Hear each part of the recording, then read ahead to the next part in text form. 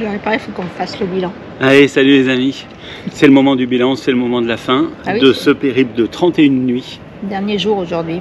Puis vous avez vu, le ciel est couvert, ce matin il faisait vraiment frais, ça sent l'hiver. C'est comme quand on part en vacances au mois d'août et que sur la fin le temps est plus terrible, on se dit ah, c'est le moment de rentrer à la maison. Donc je crois que c'est le moment de rentrer à la maison, c'est quand même bon. Oui. Alors on va faire le bilan et il commence maintenant.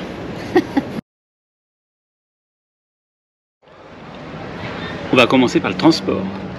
Alors on est venu ici, au à la rame.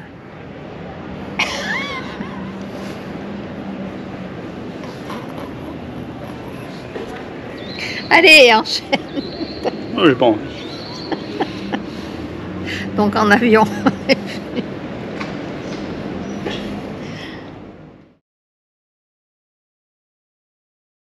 Alors le voyage et les transports du voyage.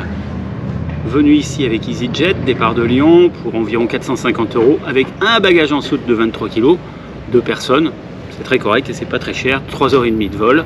Et aussi le gros avantage au départ de Lyon, ça dessert Lanzarote et Tenerife, donc ça nous a permis nous de venir direct à Lanzarote et de repartir de Tenerife.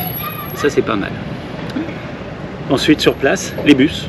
Sur place en premier les bus, donc c'est assez pratique, parce qu'il y en a de partout. Il y a des applications qui donnent les horaires, alors ça fluctue plus ou moins, bref. Et puis parfois il n'y en a pas beaucoup.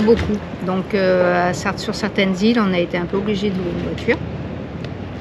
Les bus, l'avantage c'est que c'est vraiment pas cher. La voiture c'est nettement plus cher et très variable aussi d'une île à l'autre. En tarif, très variable. Ouais. Et puis on n'en trouve pas toujours. On est passé de sur Lanzarote, les prix qu'on avait vus étaient à 100 € la journée, c'est-à-dire prohibitif. Et ici, on est à un peu plus de 30 € à la journée, ça nous revient. Donc vraiment des écarts énormes. On a découvert un truc qui a marché pour nous pour une fois, c'est par Booking.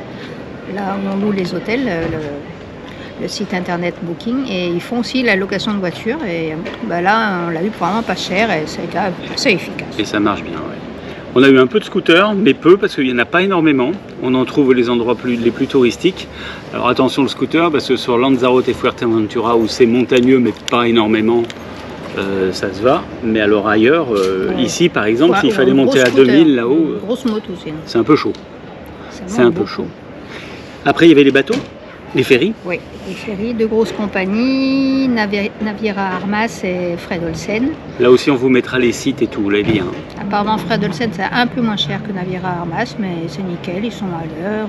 Les bateaux nickel, hein, superbe. Nickel, il y a toujours de la place. Et on peut naviguer comme ça d'île en île. Et ça se réserve sur Internet. Et ça se réserve sur Internet, ouais. Et c'est facile, pareil, le lien qui arrive d'ici peu. C'était tout pour les transports. Eh ben, nos pieds.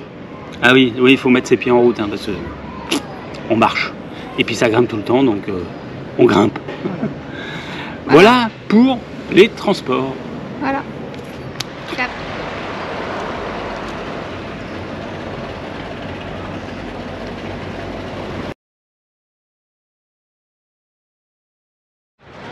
Je savais pas combien déjà. Allez, parlons hébergement. Parlons hébergement. Ouais. Comme c'était attendu, c'était cher. Pas cher. Cher. Tout est relatif, mais disons qu'on est en moyenne sur les 31 nuits à 57 € par nuit. Et on a trouvé entre 50 et 65 €.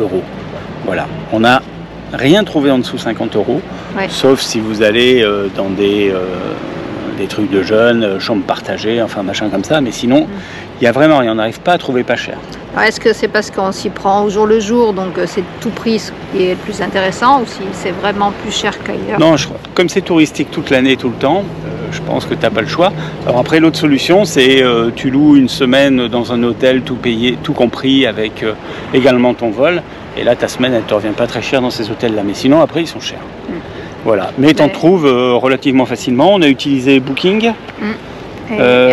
Airbnb, et des fois les bookings on les trouve sur Google Maps. Voilà, et avec ça on était chez l'habitant tout le temps. L'avantage de ce système, c'est que c'est pas des hôtels, c'est des chambres avec une cuisine, enfin ou à peu près une cuisine, et du coup ça évite les restos tout le temps. Ça évite de faire le petit-déj, on se faisait notre petit-déj la plupart du temps, enfin quand on avait le matos pour, mais on s'est toujours débrouillé comme ça. Ça minimise un peu. Et puis on a eu des super hébergements avec il y a eu des trucs petit jardin, très bien. Le balcon. c'était chouette. Mais On arrive à c'est plus trouver. cher. Mais c'est pas l'Asie, quoi, hein, c'est sûr. Les mieux étaient à 65 € quand même. Voilà pour l'hébergement. Voilà.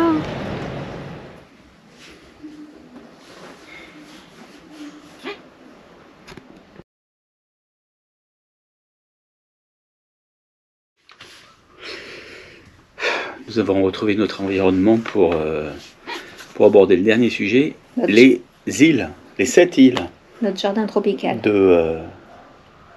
des Canaries. Et Ouais. on en a vu 6, il y en a une qu'on n'a pas fait. Alors, qu'est-ce qu'on peut dire? S'il fallait conseiller à des gens de venir, c'est compliqué, hein? Oui, compliqué parce que les 7 îles sont différentes. Enfin, les 6 îles qu'on a vues sont très différentes les unes des autres. C'est vrai.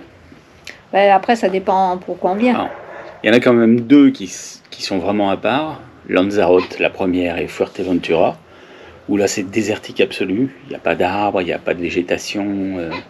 Ça a quelque chose de très lunaire. Il y a de très belles plages sur Fuerteventura, des grandes plages, avec beaucoup de surfeurs. Mais après, moi, c'est pas mes préférés. Le spectacle est incroyable et on le voit nulle part ailleurs. Mais c'est vrai que dans les autres, il y a plus de balades à faire. Ouais. Elles sont plus variées les autres parce que d'abord elles sont plus grandes. Grande Canaria et Tenerife sont très grandes, donc c'est très varié. C'est sûr que ça fait partie des îles où après il faut pouvoir rester un peu plus de temps. Grande Canaria, on est resté que 3 nuits, là, il faut y consacrer plus de temps et puis il faut une voiture. Tenerife, on n'en parle pas, ça fait 10 jours qu'on est là et on n'a pas fait le sud, on a fait le nord, mais il n'y a que le nord à faire. Mais le nord, il faut du temps parce qu'entre tous les parcs qu'il y a, le parc national du TID et tout, puis c'est splendide, c'est une vraie découverte, Tenerife, un vrai coup de cœur en fait pour ce nord de Tenerife. Et puis La Gomera, qui ne mérite pas... Après, il faut être de grands randonneurs à La Gomera Ouais. parce que c'est des grosses marches avec de gros dénivelés. Donc, Mais après, on va avoir un peu toujours les mêmes paysages, c'est très beau. Mais bon, nous on a fait 3 nuits, franchement, pour nous ça suffit. Et il y a celle où on a voulu louer une voiture, on n'a pas pu, c'était La Palma. La Palma, c'était chouette. Moi, Et c'est La plutôt Palma, La il y Palma a- mon coup de cœur. Ouais. La Palma, il y a de très très belles choses, je pense, mais pareil, il faut une voiture, mais là impossible, hein, il faut réserver à l'avance. On n'a pas réussi à trouver un moyen, donc on a fait du bus, qui est faisable, et ça bloque un peu aussi, évidemment. Voilà.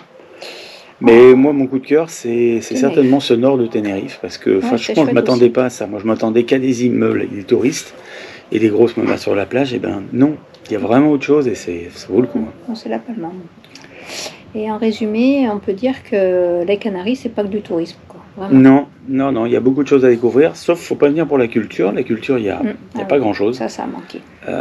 Par rapport à la Sicile qu'on avait fait auparavant, là, il n'y a vraiment pas grand-chose Ah, c'est- en culture, mais alors en c'est revanche, Très nature et paysage. Quoi. nature, c'est superbe. Et Donc- baignade aussi. Voilà. On n'a pas fait El Hierro, toute petite île.